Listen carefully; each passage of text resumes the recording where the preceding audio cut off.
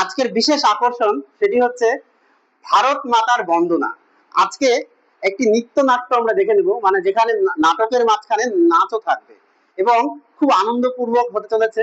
জাহানাবাদ স্কুলের পরিচালনায় এবং উত্তম স্যারের সহযোগিতায় এবং বাচ্চাদের, সব থেকে ভালো বাচ্চাদের আগ্রহ এবং তাদের ইচ্ছার পরিণতি স্বরূপ আমরা একটা নতুন নাটক এবং মা ভারত মাতার বন্দনা, সেই নাটকটি একটা নৃত্যনাট্য আমরা দেখতে চলেছি।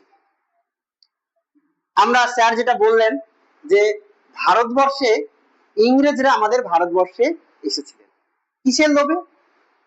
এসেছিলেন ধন সম্পত্তির লোভে। তারা ভারতবর্ষে এসেছিল ব্যবসা করলে, অনলি ফর বিজনেস। তারা কি করতে এসেছিল? ব্যবসা করতে। তারা ব্যবসা করতে এসে তারা দেখলো ভারতবর্ষ তো অনেক সম্পত্তিতে ভর্তি, এত সম্পত্তি, তাহলে এই সম্পত্তিটাকে আমরা ইংল্যান্ডে নিয়ে যাব। তারা কি করলো? বিজনেস এমন, ওরা ছিল খুব শিক্ষিত মানুষ, তারা কি করলো? ভারতবর্ষের মানুষদের কি করলো? ওদের কাছ থেকেই পরিশ্রম করিয়ে ওই টাকাটা কি করলো? ইংল্যান্ডে নিয়ে চলে গেল। এবার ধরেন আপনি, আপনার বাড়িতে চাষবাস হচ্ছে, কিন্তু আপনার চাষবাসে 50% টাকা বিক্রি করলেন, কষ্ট করলেন, ধান লাগালেন, বড় হলো, বিক্রি করলেন বাজারে, করার পর দেখা গেল 500 টাকা পেলেন, ওই 250 টাকা বলছে এটা আমরা ট্যাক্স আকারে নিয়ে নেবো। মানে ওরা একটা আইনের মধ্যে ঢুকিয়ে দিল যে 250 টাকা আমাকে দিতে হবে আর তুমি 250 টাকা নাও। এবার দেখা গেল ওই কৃষকটার 200 টাকা খরচই হয়ে গেছে, তাহলে ওই কৃষকের লাভ হলো কত? 50 টাকা। তারই পরিণতি স্বরূপ 1941 সালে আমরা দেখলাম মহামারী হয়েছিল, দুর্ভিক্ষ হয়ে গেছিল, মানুষ না খেতে পেয়ে মানুষ মরতে শুরু করেছে, কলেরা রোগ, বিভিন্ন রকম রোগ ছড়িয়ে গেছিল। তাহলে মানুষ এইভাবে চরম বিপর্যয়ের মধ্যে পড়েছিল। তখন মানুষ কি করেছিল? মানুষ কি দেখেন, একটা কথা আছে না গীতায়, जब जब धर्म में संकट आता है तभी कोई ना कोई आदमी आता है। আমরা আজকে সেই সমস্ত মানুষদের কথাই জেনে নিব যা ভারতবর্ষের শান্তি এবং পবিত্রতার মাধ্যমে, শান্তি এবং পবিত্রতার মাধ্যমে এবং অহিংসার মাধ্যমেও আন্দোলন করা যায় এমন ব্যক্তিত্ব আমরা আজকে নাটকের মাধ্যমে দেখব। আমরা আজকে নাটকে দেখব যে যে ভারতবর্ষে একটা বিপর্যয়, একটা ইতিহাস তৈরি করেছিলেন, সেই সেই ব্যক্তিটির কথাও আমরা দেখব, সেই মানুষটি, সেই মেয়েটার কথাও আমরা আজকে সেই নাটকে দেখব। আজকে দেখব আমাদের আমাদের সেই ব্যক্তিত্ব যে হাসি মুখে ফাঁসির দড়ি পর্যন্ত ঝুলেছিল শুধুমাত্র ভারতবর্ষ ভালোবাসে বলে। তাহলে এই আজকে আমরা আরো দেখব যে যে নিজেকে একটা সংঘবদ্ধ করার জন্য এবং ভারতবর্ষকে একত্রিত করার জন্য আজাদ হিন্দ ফৌজ গঠন করেছিলেন, সেই মানুষদের ব্যক্তিত্বের কথা আমরা আজকে নাটকের মাধ্যমে দেখব। তাহলে আজকে আমরা দেখে নেব নাটকের প্রথম প্রাণ পুরুষ, যিনি সত্য এবং অহিংসার মাধ্যমে ভারতবর্ষকে জয় করেছিলেন, সেই গান্ধীজিকে, সেই গান্ধীজির কথা।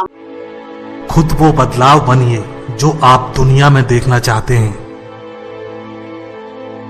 ऐसे जियो जैसे कि तुम कल मरने वाले हो, ऐसे सीखो कि तुम हमेशा के लिए जीने वाले हो। रघुपति राघव राजा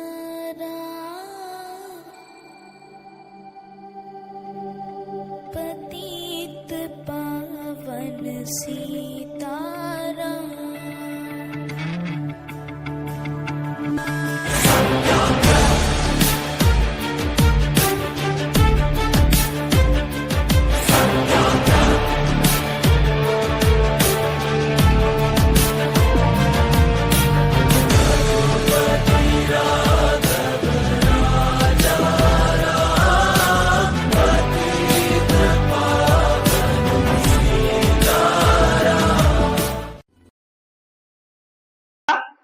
আরেকজন মহাপুরুষ যিনি ইতিহাস পরিবর্তন করেছিলেন, আমরা শুনেছি সুলতান রাজিয়া, যিনি ছিলেন ভারতবর্ষের প্রথম মহিলা, একটা উচ্চ শিরায় নিয়ে গেছিলেন।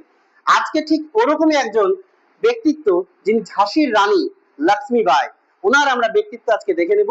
তিনি তার যোদ্ধা এবং নিপুণতার মাধ্যমে ভারতবর্ষকে একটা উচ্চ শিরায় নিয়ে গেছিলেন। তিনি ইংরেজদের দেখিয়ে দিয়েছিলেন সিপাহী বিদ্রোহের মাধ্যমে যে ভারতবর্ষ প্রথম কিভাবে ইংরেজদের বিরুদ্ধে, ইংরেজরা বুঝে গেছিল হারে হারে যে ভারতবর্ষে ওদের দিন কাছে এসেছে, ওদের খুব তাড়াতাড়ি দেশ ছেড়ে চলে যেতে হবে।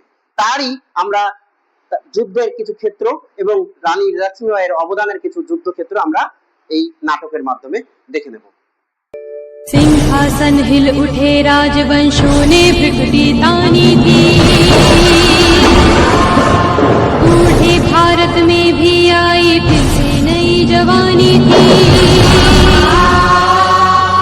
घूमी हुई आजादी की कीमत सबने पहचानी थी। दूर फिरंगी को करने की सबने मन में ठानी थी। चमक उठी संसद बन गई ये तलवार पुरानी थी। अकेले हर बोलों के मुंह हमने सुनी कहानी थी। खूब लड़ी मर्दानी वह तो झांसी वाली रानी थी। खूब लड़ी मर्दानी वह तो झांसी वाली रानी थी। जब तक मेरे शरीर में रक्त है, जब तक मेरे हृदय में धड़कन है, जब तक मेरे श्वास में प्राण है, मैं पूर्ण निष्ठा से झांसी की सेवा करूंगी। नहीं झुकने दूंगी झांसी का स्वाभिमान, नहीं झुकने दूंगी मातृभूमि का मस्तक।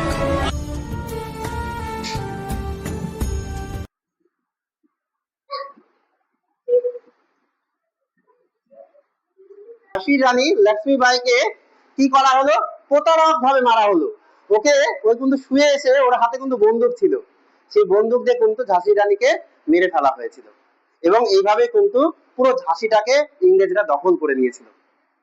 আচ্ছা, আমরা আবার একজন প্রাণ পুরুষকে দেখে নেব, যিনি হাসতে হাসতে ভারতের জন্য বা মাতৃভূমির বন্দনা করার জন্য বা মাকে বাঁচানোর জন্য হাসি মুখে ফাঁসিকেও বরণ করে নিয়েছিলেন। আমরা আজকে দেখে নেব ভগৎ সিংকে।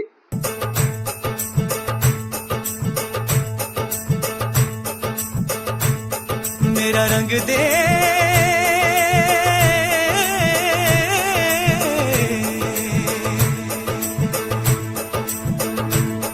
मेरा रंग दे बसंती चोला, माए रंग दे मेरा रंग दे बसंती चोला, माए रंग दे मेरा रंग दे बसंती चोला, रंग दे रंग दे रंग दे बसंती चोला, माए रंग दे।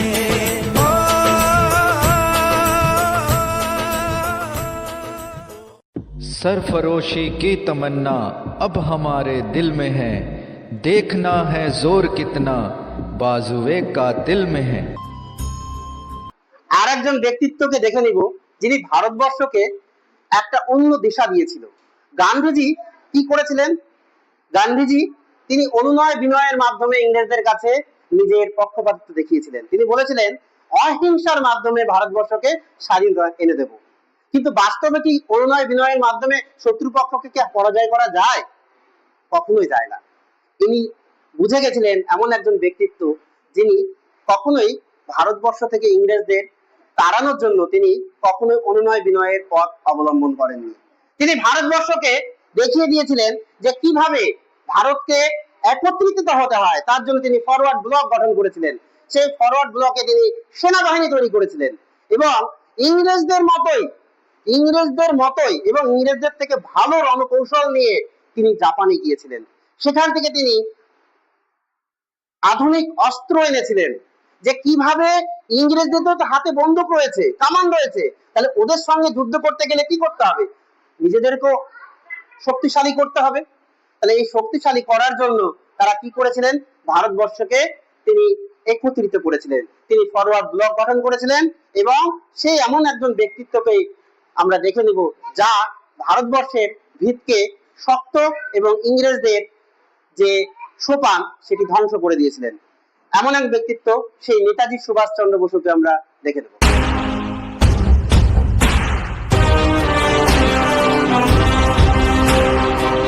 बहादुरों, बिना कीमत चुकाए इस दुनिया में कुछ हासिल नहीं होता और आजादी की कीमत है शहादत। आज मैं आप सबको कॉल देता हूं, तुम मुझे खून दो, मैं तुम्हें आजादी दूंगा। जय हिंद। तेरी मिट्टी में मिल जावा गुल बनके, मैं खिल जावा, इतनी सी है दिल की आरज़ू।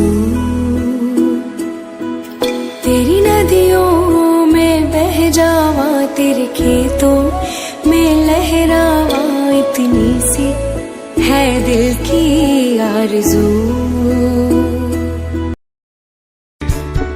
মুক্তির মন্দির সোপান তলে কত প্রাণ হলো বলিদান, লেখা আছে অশ্রু জলে কত বিপ্লবী বন্ধুর রাতে রাঙা, বন্দিশালার ওই শিকল ভাঙা, কত বিপ্লবী বন্ধুর রক্তে রাঙা, বন্দিশালার ওই শিকল ভাঙা। তারা কি ফিরিবে আজ, তারা কি ফিরিবে আজ সুপ্রভাতে, যত তরুণ অরুণ গেছে আস্থা চলে। মুক্তির মন্দির সোপান তলে কত প্রাণ হলো বলিদান, লেখা আছে অশ্রু জলে।